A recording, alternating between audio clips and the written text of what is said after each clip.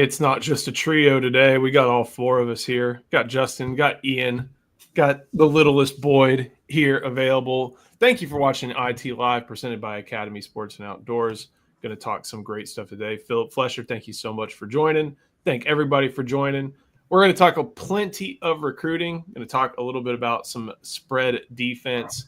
Going to talk a little bit about coaches on the hot seat, and hopefully it's kind of one of those off-season shows, but it's definitely a fun time for recruiting. Justin, I know whenever I see the hat bill and not the eyes, I know it means you got to check up on something, and the news is coming that fast with recruiting in these past couple of days. Yeah, there's it's been a busy June just because of official visits, but there's a lot of guys. I feel like it's happening a little earlier than it did last summer. Like it felt like they would get through the OVs first, and then you would start seeing kind of guys come off the board pretty quick in that first week of July. Man, there's guys that have already dropped within the last few weeks, last few days.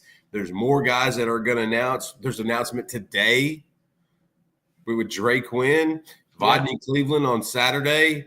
You got Xavier Griffin next week. Like it feels like it's every cycle it gets a little sooner and a little earlier but man, it's been a whirlwind. It's been fun to catch up with in the last 48 to 72 hours, and I'm ready for this OV weekend so we can be done with OV weekend and we can start to sort of figure out where we think most of these kids are going to go. Yeah, it'll all come soon right after this weekend. It basically kind of starts today. Dre Quinn decides today. We'll find out where he's going down to Texas and Clemson. Do we know what time? No, I was looking for it earlier. Okay. But Texas and Clemson, probably going to be a Hayes Fawcett announcement. And hey, yeah, I've when you get to watch a game in Sacramento, and when you're once baby girl gets put to bed, I'm up watching baseball. So it was a pretty good night for me. Ian, we'll talk one more thing of recruiting. We're going to get into coaches on the hot seat, but recruiting strategy for Oklahoma. I think we may have gone over this, Justin, you and I, on recruiting intel the other day when we were asked about why Texas and A&M and even Texas and OU don't have a bunch of head-to-head recruitments anymore. We looked at this and said OU is not being bullied out, but being boxed out a little bit from their typical Dallas, reservoir of talent. But what do you look at what do you see in how Brent Venables is recruited, just to answer Brett's question? Well, I don't know if Brent Venables is in charge of that anymore, right? Seems like this is Nagy's deal. I don't know. I'm not as familiar with what all they've been up to, but it seems to me like they're looking for value, and they're looking to only pay for guys that are either really rare or who have proven it, which I think actually makes sense for them. If they're going to punch above their weight as like a top 15 salary kind of team, but not a top 5, top 10 salary kind of team, then that's how they need to do it. They need to save their money for the John Mateer proven transfer quarterback. Don't chase the blue chip wide receivers that go bust half the time. Stock up on your left tackles and your defensive tackles who are recruiting. That part, I don't know if they've been able to do that part. So that's maybe a problem. But them not chasing all the top 4 and 5 stars with the other schools, to me, is probably smart. I see that. Justin, how much have they been in East Texas under Brent Venables? A lot more than they were. You remember Bob Stoops used to come through East Texas. Lufkin was always pretty kind to Bob Stoops. Well, Lufkin, Palestine, Gilmer. They used to be a religious passage for Stoops to come through East Texas, and then in about 1-2 year window, they completely stopped for like 10 years. It was weird. Venables has jumped back in. They went and got Kip Lewis, linebacker out of Carthage, a couple of years ago. They've been in the mix for a handful of other kids. I remember they started recruiting Jamarian Miller. They were over and recruiting Tredarian Ball at Texas High. They're back around in this region, and they're going to continue to recruit around here. But it was really weird because Bob Stoops pulled some of his best players he's ever coached out of this spot. And then all of a sudden, I want to say it was like the late 2000s, they just stopped. They just stopped coming to East Texas. I don't know what – I mean, you get a left tackle in Trent Williams who's going to the Hall of Fame from Longview, and then all of a sudden you're like, all right, we're good. I want to say, you know what, it was more like the 2010s because the Dorian Leonard recruitment was the last one I could remember where Texas and Oklahoma were in on it together against an East Texas kid, which in the 2000s was every cycle. But for some reason, Stoops is like, I'm good. And they backed off of East Texas for a decade. Venable came back. He's been around here a little bit, but these guys are – Ian makes a good point. They're trying to punch above their weight, and so they're wanting to make sure that they spend wisely. You know, if you're going to invest, you make sure make sure that spending is done in a logical sense. And so I know they landed a running back the other day, a 3-star out of Maryland. I can't remember his name, but they pulled in a 3-star. They're just not recruiting outside of a Michael Fasusi. They're just not recruiting at the same level that they usually. They're still in on some of these handful of really good players, but they're not Venables isn't getting them like Stoops, and he's dang sure not getting anything close to what Riley was getting. Riley was grabbing some dudes. I think what I've seen is that they've tried to leverage a strong national brand a little bit more in recent years because it's become tougher, not impossible, but tougher for them to recruit in Dallas with A&M, with a bunch of with the SEC, a lot tougher, right? And then with SMU, with TCU being power conference teams, Baylor still there. Like the Hornets' nest in Dallas is a little bit tougher. They've expanded nationally, and when you're looking at 48 other states, you may not have as much overlap all the time. But yeah, we'll good point, Geronimo. We started the OU side of the podcast, but we'll get back to what I really like to. Go ahead. You complete a conspiracy theory about Oklahoma real quick. Just boy, some red meat. What if Nagy is like, no, we're not going to get a big high school class. I'm going to keep the powder dry for when I fire Brent, and then I want to go reload the roster in the transfer portal. Could be a thing. Speaking of firing coaches, I wrote something the other day talking a little bit. It's that time of year, list season. July marks the official visit of talking season, but it's list season, and I wanted to go through what coaches around the country have the hottest seats. I think we know, the two guys pictured are in pretty good, or maybe not good, but in difficult company. Obviously, Billy Napier on the left, there's some more optimism for him than there is for Mark Stoops on the right. Yeah. And that's why I made Mark Stoops my number one guy. And I think if you go to USA Today and see all the data, these buyouts are massive. But there's a couple things for me that I'm looking at when it comes to Mark Stoops in Kentucky. One, they've fallen off since that last 10-win season. Two, I mean, they're a basketball school. We're never going to get past that. But as a result, they saw John Calipari leave without much issue and made that an Arkansas problem. There's probably a school out there that would take Mark Stoops. But even so, Justin, I feel like Kentucky would want to pull the plug on this year. Yeah, we've always kind of looked – remember, he had some early success, and with that, other schools started having attention. Remember, Mark Stoops did the dance with A&M a little bit before I think they went in their direction.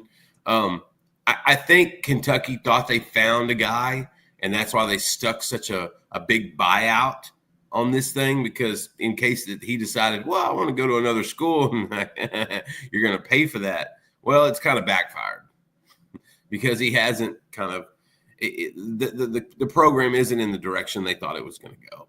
And so I don't think there's a coach on a hotter seat, maybe Sam Pittman. But I got to tell you, man, Stoops, it's hard to win football at Kentucky. Like, I think the expectations were a little too much as well. That's a basketball school, and if you can compete, that's great. And in Kentucky, we've seen this. They've always got a few good athletes on the defensive side. If you ever watch an NFL draft, Kentucky has like 2 or 3 NFL guys drafted on defense every year. And so it's crazy. I think their corner was the second or third highest rated guy, Malik Harrison, I believe. But yeah, that buyout's crazy. I think they thought, well, we're going to make sure we keep him, so we're going to stick that buyout at the end. And in the end, that's the reason they can't fire him. That's the reason they can't move forward. It's that they're kind of stuck with this silliness of a contract, and they better win this year. And I don't know, man. I think them being A, not bowl eligible last year, and then B, getting beat up in multiple senses by Louisville. It's one of those things when you're a program in that station, you put a lot on beating your rivals. Not only did you lose to your rival, you just lost your best assistant coach to your rival. And Mark Pope's got good things going.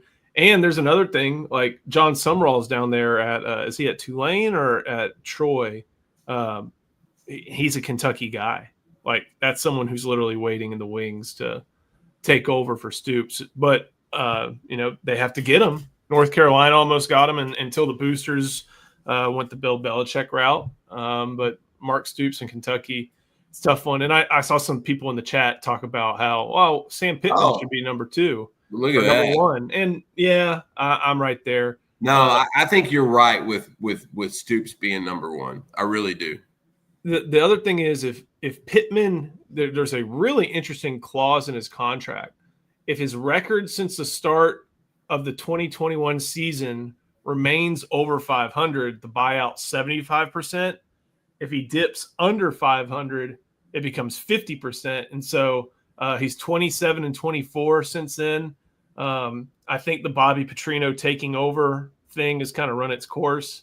But Ian, this is going to be one of those things where it's like, we get to watch Arkansas and see and kind of live and die with Sam Pittman week to week if he starts going, well under 500.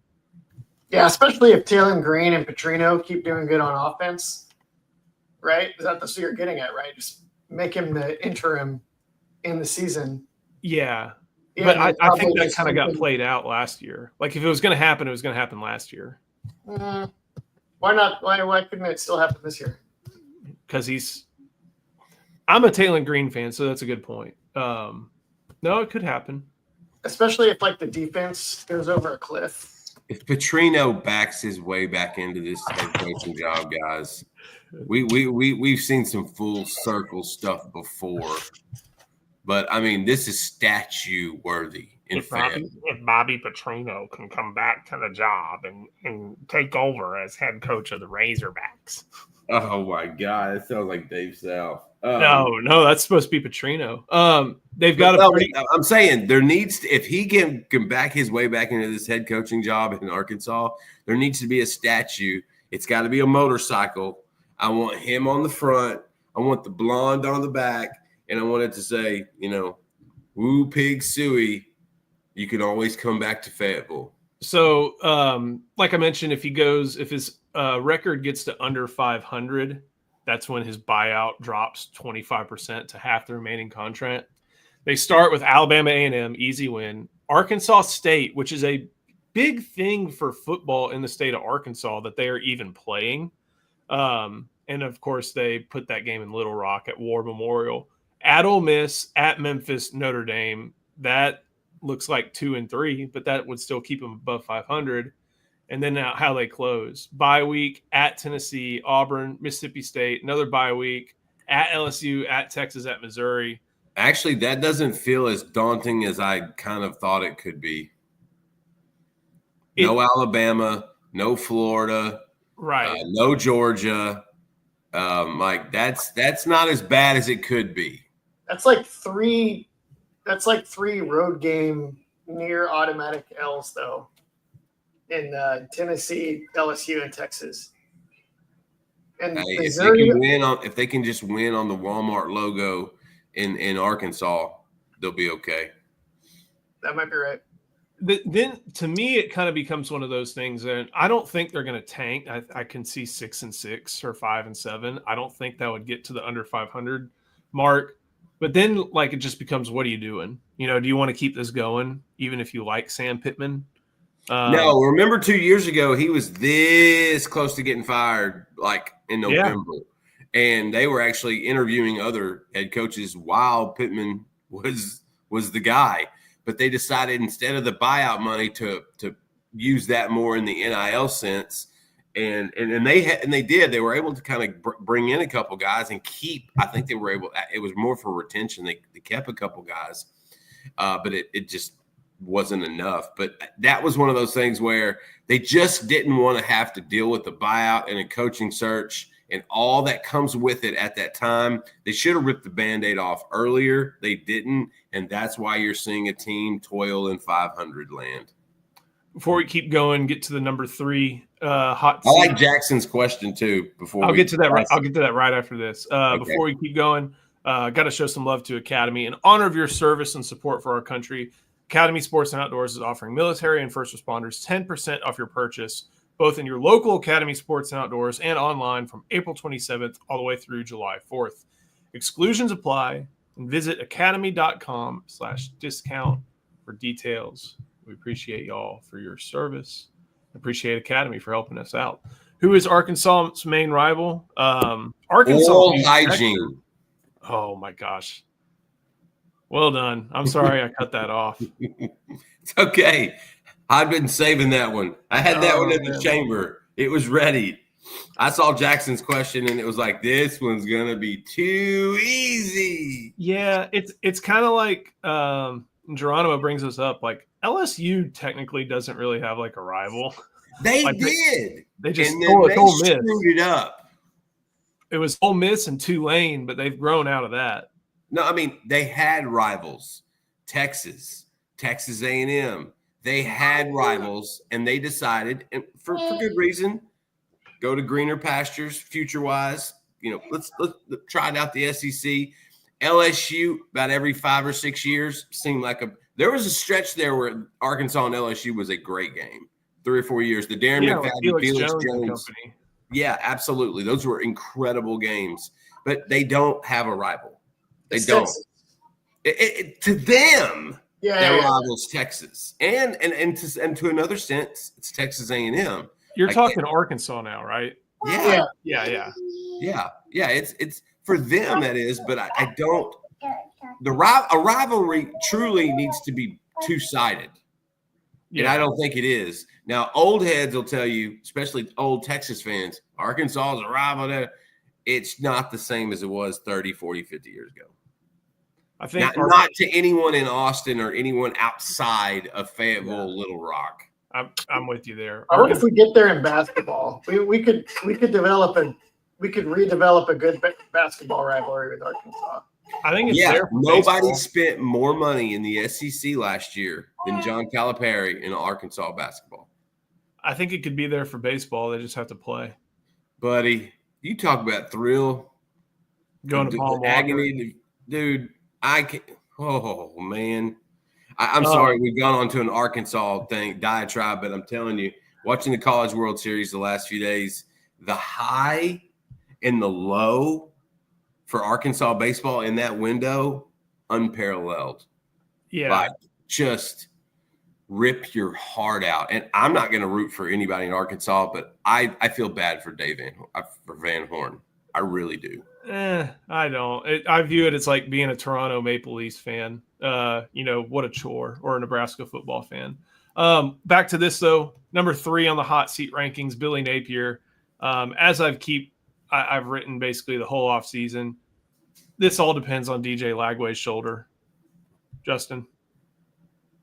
Oh, shoulder, wrist, hand, heart, body, soul, mind. This is the DJ Lagway experiment. It's either going to go well or it's not. And I think DJ's going to be tremendous, but that's it. That's going to be, oh man.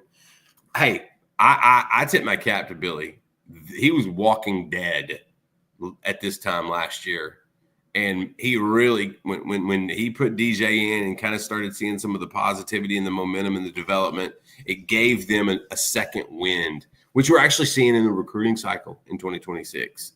And so now, if this thing goes south, a bunch of those kids are probably going to flip around, November, December. But Billy's such a good guy, and he's trying to win at that place that they give him the resources, but all on Lagway. 100%. If DJ goes well, Florida goes well. Ian, most of their stuff as far as portal and things like that goes, it was about retention. They paid their guys to stay. They do lose a couple linemen on either side of the ball, but Florida, they kept their best defensive backs. They kept a lot of their best linemen, and they have a run game that's going to hopefully, if you're Billy Napier, help you keep your job. Yeah, I think they're gonna pound a lot of teams. It really stood out to me last year when they ran the ball on Georgia effectively at times in that game. That was pretty eye-opening. They ran the ball on Texas some as well. They were able to. They did it late. Yeah, they didn't run the ball the first 2 quarters. I think they did just a little bit, not a ton. Well, I mean, yeah, I'll give them a little, but it wasn't good. When they got January and Sadir Mitchell in, then it was. Yeah, they picked up a couple first downs. They were trampling, but they ran on Georgia. Like if you run on Georgia last year, that's pretty legit. And they did it with these young backs that are returning. They got Lagway. They can run Lagway if they want. Doesn't seem like they want to do that very much. I wouldn't want to. His weapons is his arm and his mind. Right, but he is an awesome runner when he needs to be. Yeah, like he's a freak. It's like if Jatavian Sanders had quarterback skill set. Yeah. And I think some of that comes from baseball, because remember when we met DJ in, what was it, 8th grade, he was a baseball prospect. Football wasn't really in the discussion. Talking to his dad, he had a tremendous arm in baseball, and he was a catcher too. And, for a while, baseball was going to be this kid's path. Moving on to Joe, is this just for?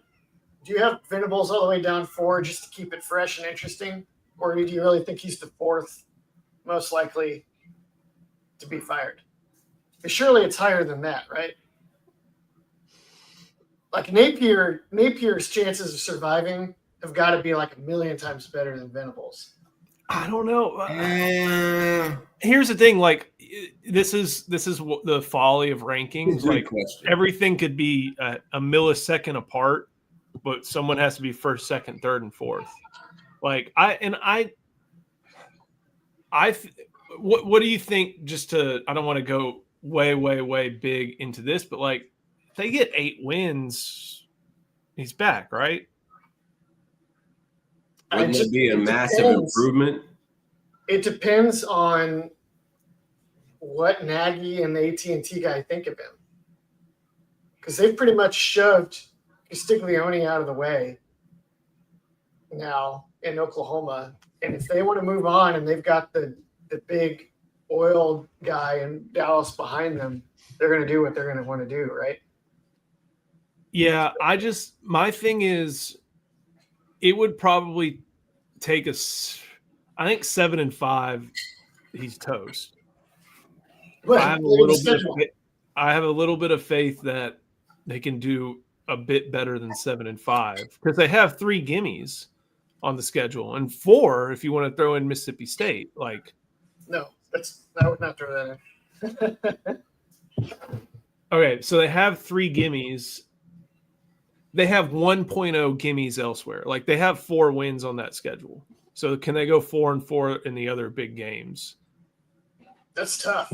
It's really tough.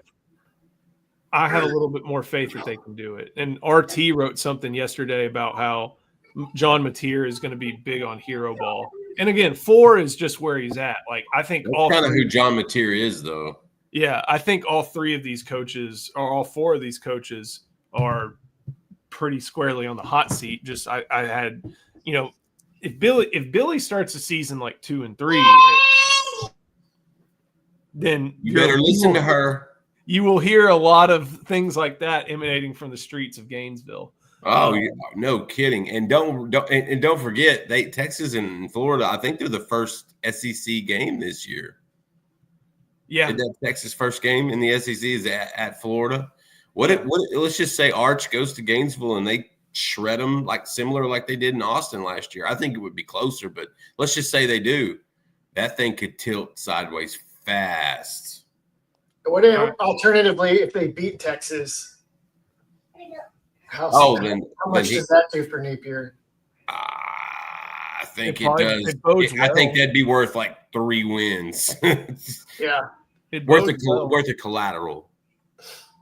Number 5, I went Hugh Freeze. I don't buy. Where's the picture of him in the bed? You're not allowed to post anything about Hugh Freeze unless he is laying in the hospital bed.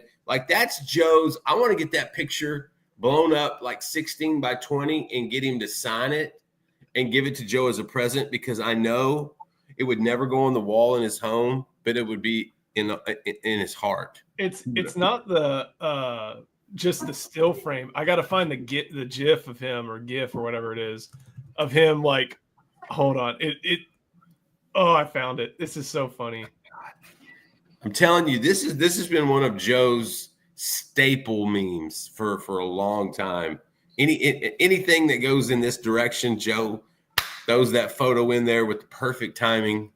I'm sorry, it's just too much fun to have with Hugh Freeze. All right, here it is, real quick. Thumbs up, and then Dino Babers, the thumbs up.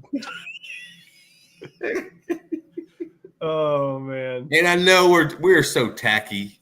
We are so tacky for laughing at this. But if you knew a percentage of all the stuff that goes on behind the scenes with Hugh Freeze over the last 10 or 15 years, it's justified. Just ask him about 281 numbers. But I chose him. I chose him on the number 5 thing for number 5 for being on the hot seat. I don't believe the Brian Kelly stuff. I think they're going to have a. I don't think Brian Kelly's not on the hot seat. I think they're going to have a good enough season to where even crazy Cajuns are not going to be able to fire him. And they've sunk a lot of money into him, Joe. I know. Also, listen to he's gone 10-4, 6-2, 10-3, 6-2, 9-4, 5-3. Yeah, people talk about him like he's been struggling to make a bowl game, and not winning 10 games 2 out of 3 years at LSU. Ian, don't you think the expectation with him is always going to be just a little bit higher because of his demeanor and his style within the media and kind of how he handles people, and so how he's so sharp and so short with people that, hey, they're gonna. I think that almost they hold that against him. Yeah, and he's like a Yankee carpetbagger and all that, but you knew what you were getting. It's not like he hasn't been a very public figure at Notre Dame for the last decade and a half or whatever. So he's got confidence because he's got a returning quarterback who's pretty good, and they better do well than they've done the last few years because they've got guys there to do well. If they don't do it with this group, the guys behind them, I don't know if they're even. Well, they got Van Buren. They got Van Buren now waiting in the wings. Yeah, I think he's going to be really good. Their quarterback situation is really good. Yeah, but this is Nussmeier's year. Obviously, you're talking about the road. Yeah, I think that, and I mean, unless he goes 4-8, you're going to pay $50 million for a 9-3 coach. I don't see it, And then what are you going to do? The only reason that would make sense is if you got Kyle Shanahan. What do you do? What are you going to get that's better than? Granted, let me rephrase that. Why are you going to make good the enemy of perfect, even if you have national championship and SEC championship expectations? You can miss the SEC championship game like Tennessee and still make the playoff. And I could see an LSU team going on a run. What about me throwing water on Kalen DeBoer? That idea of him being on a hot seat, non-existent, right? Yeah. No. And I think one of the tells there, Joe, is how well they've recruited in this cycle. Yeah. I think they're restocking. And it's not that Saban left the cupboard bare. but there's a new voice, a new sheriff, and there kind of needed to be a new type of player. Yeah. I know that's hard to explain, but I think DeBoer's just fine. But I do know that no matter how many, if he loses 2-3 games this year, it'll feel like the world is coming to an end in Tuscaloosa. Where in the major thing of college football, hey, that's not a bad season. This is what he's doing in year 2. Hey, Quarterback's going to be so big there, man. It's going to be fun to track. If the quarterback is doing well, they're going to do well. If he doesn't, buddy. Chris Bennett, DeBoer is 2-0 against Sark. Yeah. He says DeBoer is overrated. He's 2-0 against Sark in postseason games. He is. That's pretty good. He has had a rapid ascent, but he's been successful everywhere. Yeah. Like it's hard for me to – and, like, the playoff discussion about, like, why are we talking about Bama 9-3 possibly being in the playoff? Because they were a good team. They were rightfully left out, in my opinion. I don't want to open that. If they don't go to Norman and completely crap the bed, they make a South Carolina-esque, Ole Miss-esque, public push to get a playoff spot. Yeah, or if they don't lose to Vanderbilt. But, like, at the same right. time, like that was a playoff good team, but the committee saw other teams ahead of them. They weren't ready for that Diego Pavia experience. They weren't ready for that. I don't know anybody that's ready for that. Like Jackson Miles notes, if they'd had a quarterback that fit his system better, that would allow DeBoer to kind of joystick the game a little more, they would have beat Vanderbilt in Oklahoma. Milroe looked like he bet against Alabama in that Norman game. If you watch some of those plays, it was crazy. It was awful. And I think DeBoer thought, okay, I can maybe get him closer to a Michael Penix type season this last year to where no, bro. No, they're different. They're different. And I'm still shocked that Milroe went as high as he did to Seattle. And congrats. And I wish him the best because we know him. He's a great kid. But that was just that quarterback draft was terrible.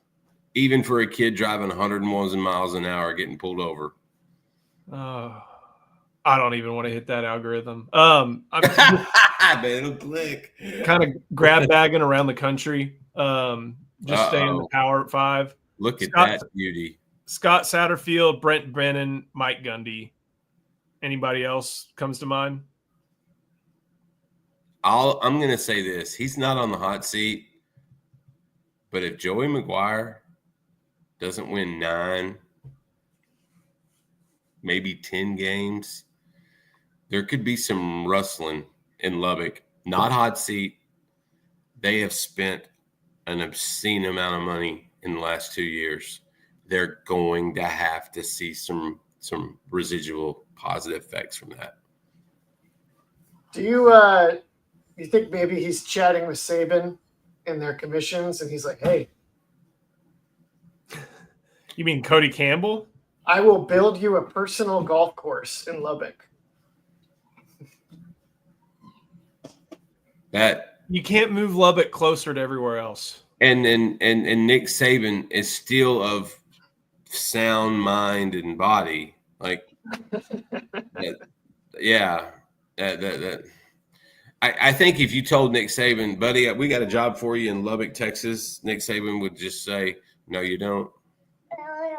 I'll tell you who to buy or who to pay for. Satterfield, Cincinnati, uninspired hire. Brent Brennan, going to be the Noah Fifita show. Mike Gundy, I think he's just it's about to be you don't have to go home, but you can't stay here time. Yeah, that's exactly it. He's worn out his welcome. And look, he's been there so long. At this stage, in a lot of college coaches, there needs to be a new voice within the program. And it's not always a knock on the guy because name an Oklahoma State coach that had a longer, better track record. I mean, that's almost no one. And so you nailed it. You can't, we love you, but you can't stay here anymore. And I got to tell you the truth. I think if Mike Gundy does, resign or get fired at some point by the end of the season because it doesn't go the way they want, I think Gundy is going to be one of those guys that pops up on the ESPN analyst stuff and on game days and I think he is going to be funny. I think he is going to be interactive. He is going to be controversial.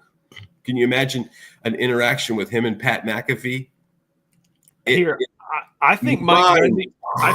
I think Mike Gundy just buys one of these and sits at home on the ranch. I don't think he's got to go anywhere to. I don't think he has to. I'm trying to will it into existence because I love his off the cuff stuff. At least once every 6 months, when they put a camera and a microphone in front of him, he's going to put his foot in his mouth, and it's glorious. Moving on to the Big Ten. I only had Luke Fickell. I kind of looked around elsewhere, making a change. Didn't he just get that job like 2 years ago? He got it like right after they made the playoff run. He's had 2 years so far, I think. So this is year 3 for him. He also was the coach in the bowl after he got hired, which was very weird. Very weird.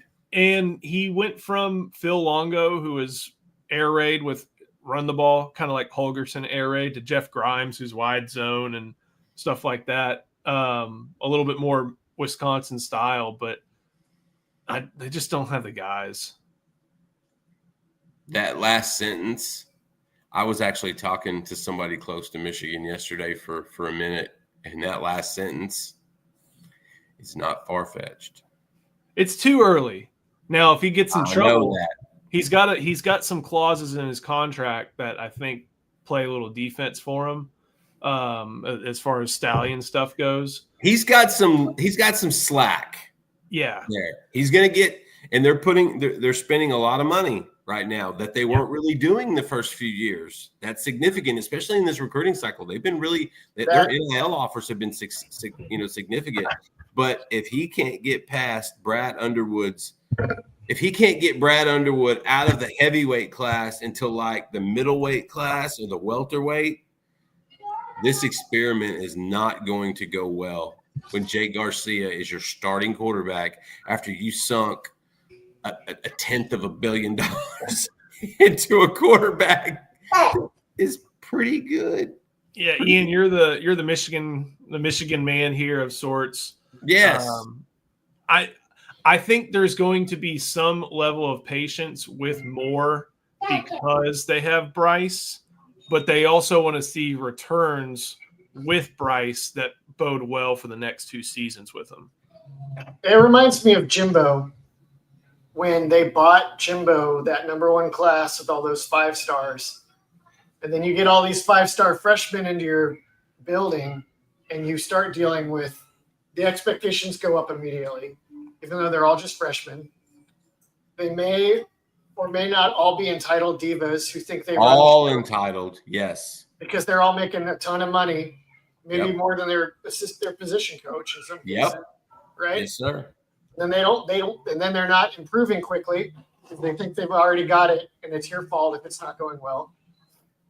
I think Sharon Moore. I think that money investment goes from being a big support to him to becoming an anchor if he doesn't get results quickly.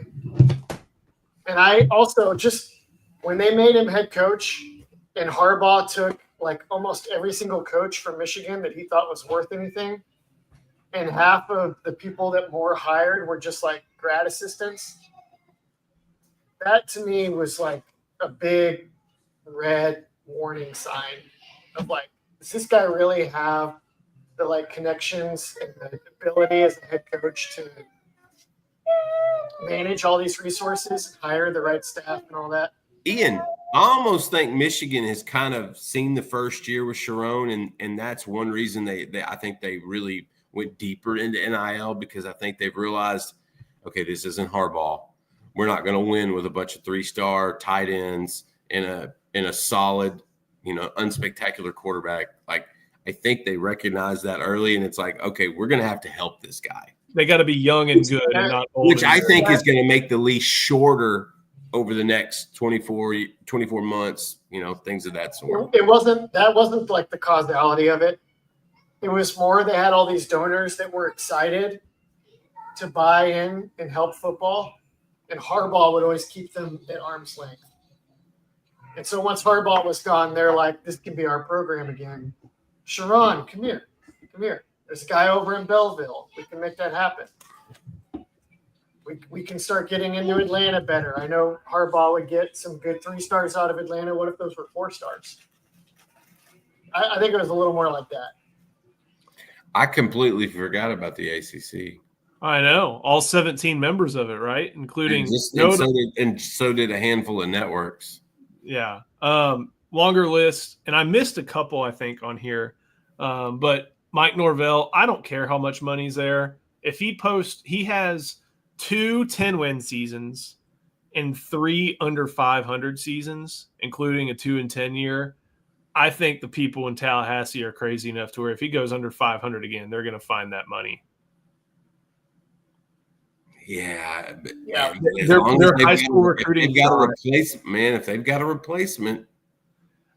If they got a replacement, he better know where high schools are, because that's Norvell's problem. Like I had to do the airport thing with some of the official visitors and talking to a few other the Texas reporters are there. We're kind of looking around and talking to each other and seeing where all these players are. And, there was a time when Texas would always be the bridesmaid, never the bride for so many of these recruitments. I think that's about to be Florida State. Like, I think there's going to be a lot of top recruitments where Florida State finishes second or third in the coming weeks and months. And that speaks to Norvell's lack of effort in high school as opposed to on the trail. Wilcox at Cal, it's just probably time. Our boy Malays would be pouring one out for that one. That seems like if they do that, they're so dumb. Because it feels like every year Wilcox puts together a pretty good Cal team, and then everybody else around the country poaches his roster, and then he does it again, and then the same thing happens. They're like the star minor league team for like the Big Ten right now. For also, Indiana football. Do they even care enough about football? Did the administrators at Cal even know the record of the football team? No, but there are 5 people who give enough money to install Ron Rivera as GM who care. They don't care enough to keep their quarterback in town. But they did get that big time quarterback back, I believe. Yeah, I know who you're talking about. I'm talking about the 3-name kid, the hyphen kid, committed forever, flipped to Oregon, got to Oregon, decided he didn't want to swim with ducks for second period PE, came back down to Cal, and honestly, I don't think we've seen them get a quarterback like that in a long time. Brian Harsin, it's time to prove your worth. And I'm sure Brian Harsin fits in great in Berkeley. Yeah. Virginia Tech. I was struggling looking through everybody else. I know Stanford's already on the carousel with Frank Reich being there for just a year. I don't see Norvell. Definitely not 2 years, probably not next year. So we'll see what happens with there. And Virginia football, whatever you want it to be is what it is. We'll go into a little bit of not basketball. Yeah, not a thing of beauty. We'll go into a little bit about spread defense, but before we do that, got to hear some words from Andre the Lawyer. This video is brought to you by Andre the Lawyer. If you're injured, trust the team that secured millions for their clients and helped thousands of Texans with their injury case. Car wrecks, slip and falls, 18-wheeler accidents, on-the-job injuries, and wrongful deaths. Don't let insurance tell you what your claim is worth. Hire Andre the Lawyer to fight for you.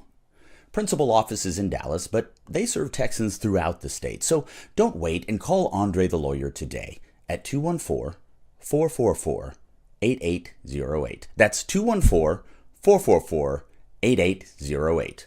The contact information is in the description. All right. Ian, you've been writing. You talked about defending spread offenses part 1 the other day, starting a little bit with defending spread offenses part 2.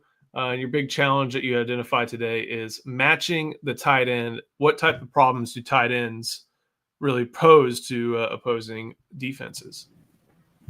In a good spread offense, the problem is that the tight end could be making you worry about the run game and defending extra gaps in the run game, or he could be flexed out and forcing you to cover receivers in space. Maybe him, or maybe he lines up somewhere where he forces you to cover a good receiver with like a linebacker. So you run into problems with when you're when their tight end is basically making you do whatever your personnel is weakest at. Two potential solutions there. One is for you to try to just have really athletic linebackers that match him. Texas could try that this year, but I don't think it's the best way to do it. The other would be to just play an extra safety and have him match the tight end. So you get an extra safety on the field, and then you put Jelani McDonald. How that goes. So that's the bait the run part, jumping into dime personnel and telling offenses, look, try to run it against us, even though we have 6 DBs on the field. Bait the run would be you play everybody back, you play your linebackers out in space, and you trust your D-line to hold up with a light box. Texas did that against Mississippi State last year. It worked okay. It wasn't amazing. You could do that this year, and that might work okay. But I think it would be better to just sub out. If you're going to make the linebacker play out in space, just sub him out for a safety. I'm with you on that one. So let's go through some of the diagrams. This is normal nickel personnel. You bring your will linebacker there to cover the Y. That's a tight end in this case. H is a receiver. Z is a receiver. X is a receiver. R and Q being what they are. And this is part of the bait the run thing, because you're basically asking this will to try to not only cover his man, which is a little bit easier when you're in shorter space in the boundary, but also if he can read it, help out a little bit in the gap in between the buck and the nose tackle as well. Yeah. And that's it's possible, but it doesn't always go super well. And usually you want him to cheat to one or the other, the run or the pass. And if they can burn you bad when you when you choose the wrong one, it's just you're just hoping that they stall out in the red zone, basically. So that's one option. And this is the another same issue. Just if they play the receiver to the other side, now it's your Mike who has to play out in space. And so that'd be Anthony Hill in that scenario. But one of the things you present, right, is this a blitz look for that? This is how if you play your jack inside, like in a tight front, which is actually what they did against Mississippi State quite a bit. The Mike's gap goes from being the B gap to the C gap, so it's not quite as bad. But it's still not that great. It's still all one-on-ones. And it's still he has to cover the distance between his run assignment and his coverage assignment, and it still gets really far wide apart. I like the solution that you presented with the 2 high dime. I know it's lighter, I guess, from a stock wise. But Justin, like if you have defensive backs like Jelani McDonald, if you have defensive backs, I'm not saying you do this often, but you bring them maybe a little bit closer to the box, and Derek Williams, like they're not linebackers, but they'll still be able to hold their own against some of these rushing offenses and still allow you to keep your coverage capability on the field. Well, yeah, in those 2 particular cases, they have some linebacker traits. I think that helps. But you know what really makes this defense go would be Jonah Williams on the field. Like I think if you find the right spot for Jonah, who is he's just a playmaker on defense, not a safety, not a corner, not a linebacker. He's just a playmaker on that side of the ball. You find a role for him in this type of scheme, I think that looks tremendous. Ian, where do you put Jonah in this one? Do you put him at dime all the way here in the back? Wouldn't you put him closer to the line? It kind of depends on Who else is with him? which one he takes to mentally faster. The Justin's idea, put him in like that strong safety spot where he's closer to the line. That would make a lot of sense if he can handle, but he's never played there before. Whereas he's at least played safety in high school. He played more of a field safety, field general, back end kind of guy. If you put him here, he could kind of go in and out of the box, and I think that would suit him really well if he was the D here, the dime. He basically does what Michael Taft would have done if Michael Taft were there. I think that works pretty good. If he can play closer to the ball and he's able to absorb all the information to do that in summer and fall camp, then that's probably better. But I don't know if he'll be ready for that. You know, that's my holdup. Would he be ready for that type of responsibility? And this is against spread offenses, and this is I don't think you know if this is a third down thing here. This could be something that happens all the time, or more often than not. But if you do make this and make Jonah into a piece that you see on third downs, you can kind of just point and shoot from that dime spot or that defensive back spot, because you're not having to fill a run gap unless it's a draw. And then you just know that, you know, what your responsibilities are with that Y and Z, and either having a deep third or a deep half. Like, you can that's the easier spot to get him on the field sooner. Yeah. So there are definitely options there. And then the other one is, as you mentioned, this is against a trips formation. You know, ostensibly this, if you see guys spreading out like this, it's passing situation, may not necessarily be third and long, but you remove the Mike linebacker from the field, put on a safety instead, your stars over here. And you still have coverage across the board. Keep Hill out there for the record. I left it as the W. Oh, but it's probably you just keep Hill in the box. It's still Anthony Hill, no matter what the position is. Right.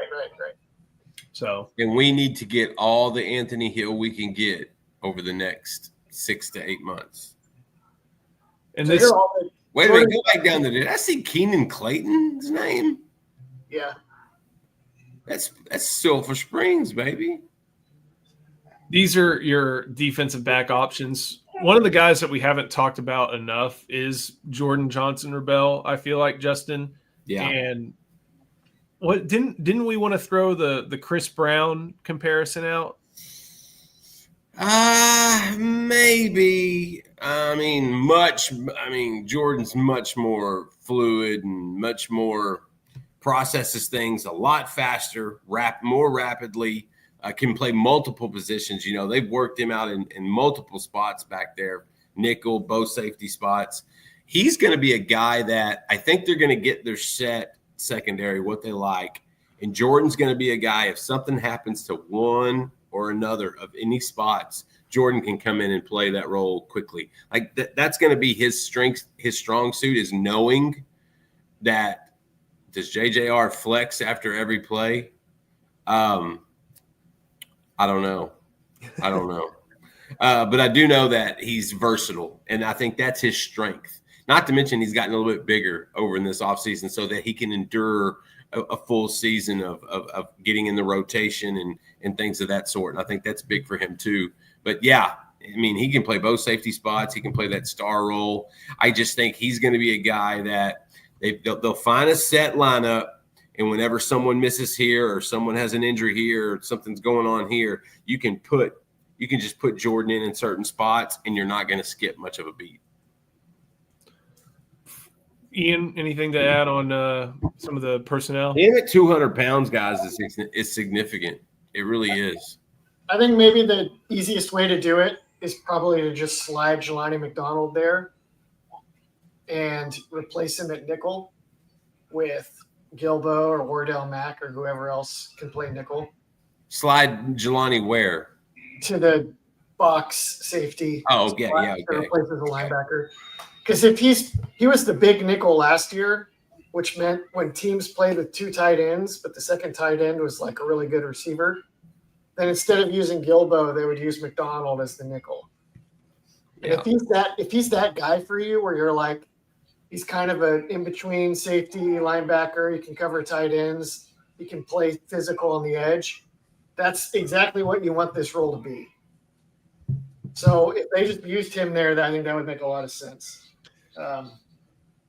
Head to Inside Texas. We'll have that full. Ian's got that full article. I know we kind of skimmed through it after a long discussion on hot seats, but it's really key because Texas is going to see a variety of spread offenses, whether it be the Ohio State version, the Oklahoma version, the Mississippi State version, the Florida version. They're going to see the spread plenty, but all those iterations of the spread are going to look a little bit different. Before we get out of here, got to talk a little bit about some recruiting intel. I don't think we got to talk too much about this last night with me and Charlie and Drew, but Justin, Tyler Atkinson, 5-star prospect, number 1 linebacker. We learned some things about where he's been training yesterday, and that's probably a big reason why Texas is remaining involved in this recruitment. That is a major reason Texas is going to get him on campus. He's going to be in town to train, and when in Rome, take advantage. Have fun for 48 hours. Let the Texas staff dote all over you. They've got a previous relationship, and they didn't necessarily lose connection. It just they kind of went in different directions because Tyler's made it pretty clear there's a handful of schools that he's very interested in, and Texas never really came up. Now, 3 or 4 years ago, I would say this is a waste of time. I'm not saying that anymore because in this NIL era, in this climate, things can flip fast. And I think Texas fans have learned that in the last 72 hours. Things can turn quickly. And so in Texas, I feel like is still in a position where they look great for Kosiak Pala. They're still in it with Braden Rouse, but we know he's kind of trending Tennessee. We want to see what he looks like coming off that OV to Knoxville this weekend.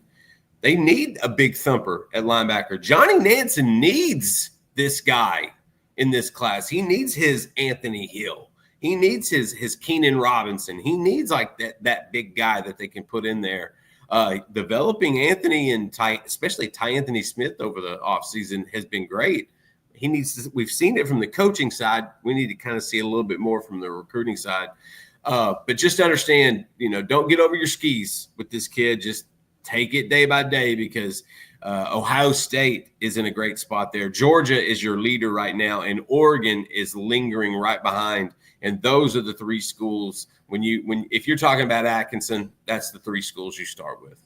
I tried to set it up for you. He's training with Derek Johnson here in Austin. Oh, yeah, I'm sorry. I kind of thought it was known. I thought you were going to – you're right. Yeah, him training with DJ in Austin, I love that.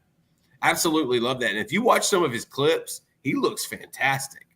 He really does. Tyler moves. There's a suddenness to him. He's intense. He's got a great size and frame for the position. This is a shoot your shot type of recruitment. Texas does not care that they're not at the top of his list. They don't care. They're interested. They like him. They're going to give him a sales pitch. They're going to show him how he can fit. He's been on campus before. And so, hey, why not? See what you got there. See if it's a battle, and then see if it's something you want to dive into for the next 4 or 5 months. See if it's a recruitment that you want to use resources and time and effort if it's worth it. I think that's what they want to know coming out of this. One more big visitor to talk about, and Splendid Daddy, we'll get to that. So I appreciate you asking that question. The other one, James Johnson from I think the Miami area, has been to Texas a couple times. Cape Coral, Northwestern. Yeah. Been to Texas a couple times, visited there in April. Long seen as a Syracuse commit for a little while, kind of a Florida State, Miami battle, but making its way to Texas. Florida and Miami. Where do you think Texas stands as Kenny Baker? I think, he's one of those guys that we kept his name. We kept mentioning him at Inside Texas because we knew there was still a connection there. But it just looked less and less likely as the summer went on that he was actually going to visit Texas. And that's, in April, out of an unofficial, everyone tells you, I want to see Texas officially. I'm gonna schedule it. But it's the ones that actually go through it. And for this one, it's a work in progress. Miami has a ton of confidence right here, and I think they're going to spend like they've been spending in this cycle. I was talking to a coach this morning, and he had said, a college coach, and he had said, Miami, USC, and A&M have completely screwed up the market for this cycle. And so, like, Miami looks good there. Florida has some confidence. They've been recruiting in-state so much stronger in the last 12 to 24 months, and I think it's because, you know, Billy's a little bit safer now than he was last year. James Johnson's a big name, guys. Like, he's a guy that comes in and I think makes an impact. They've already got 3. They want 1 more, and I think they're going to kick the tires here and see what they can do. They still love Jamie and Winfield. 2 or 3? They have 3. They have 2. Yeah. They have 2. Yeah. I'm going to predict they have 3 within the next short time period. We have RPMs in. You can figure we have RPM. There you go. All right. We're good. We're good. Just make it okay. We're back to the left. They have 2. They look like they're a tremendous spot to have 3, but they would ideally like to have 4. And I think Johnson would be that last guy that they're saying, all right, let's make a push for this guy while also maintaining that relationship with Jamie and Winfield. Texas is not going to give up on that kid.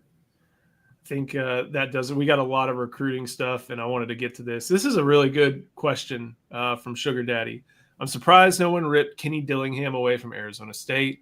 How long does it take for that to happen? Any chance he just stays there? Wasn't he mentioned for a couple spots in the offseason? Yes and no. I think there's one thing you have to remember about Dillingham, and he's an Arizona State grad. Right. He feels like he's home.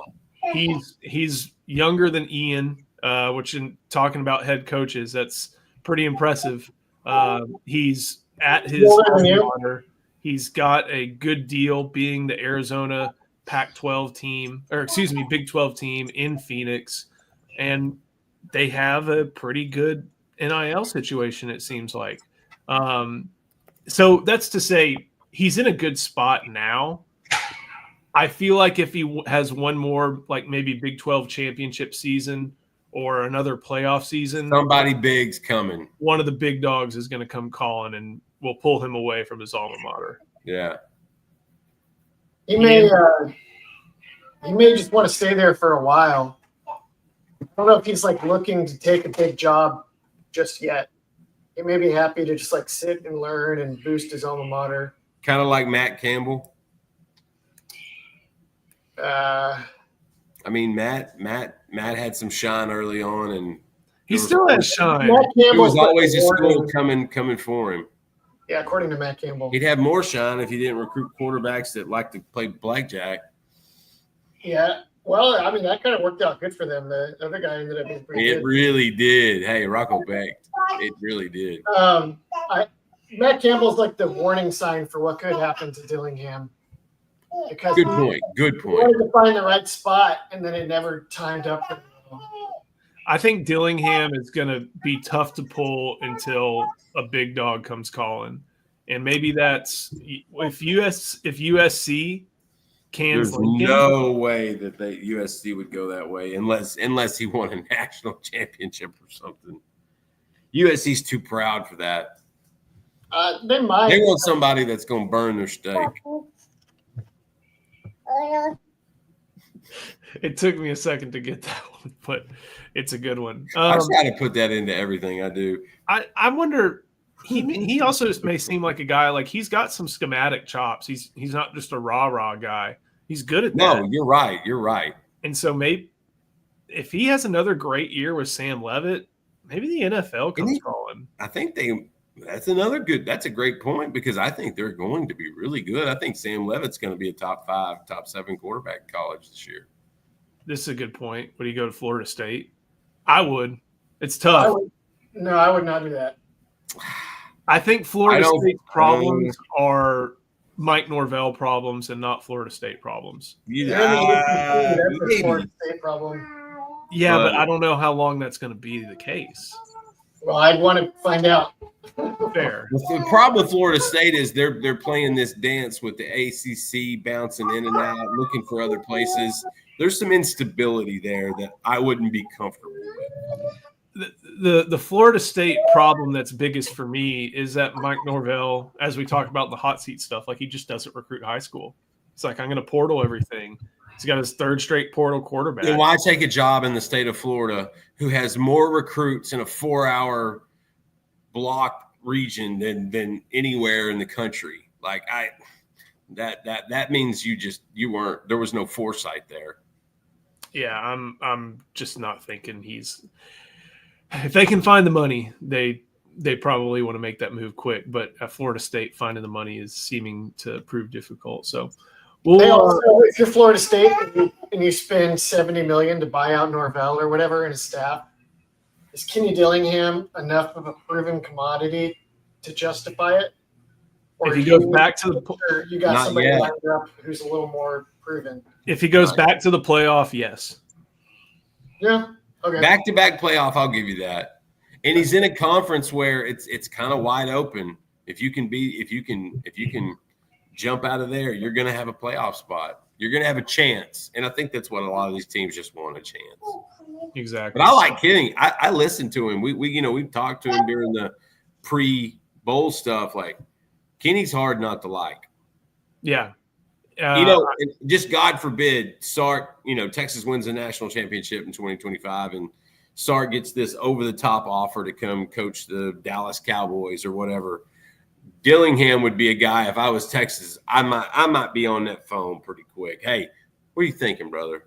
I like that thought. I like playing that thought experiment. There's always risks to it, but of the short list of if Sark goes to the NFL game, Dillingham is always one of the guys I like. I think that too, and you and I have actually talked about this before. I think that too because I think he would be a fit, like a real good fit for what Austin and Texas offer.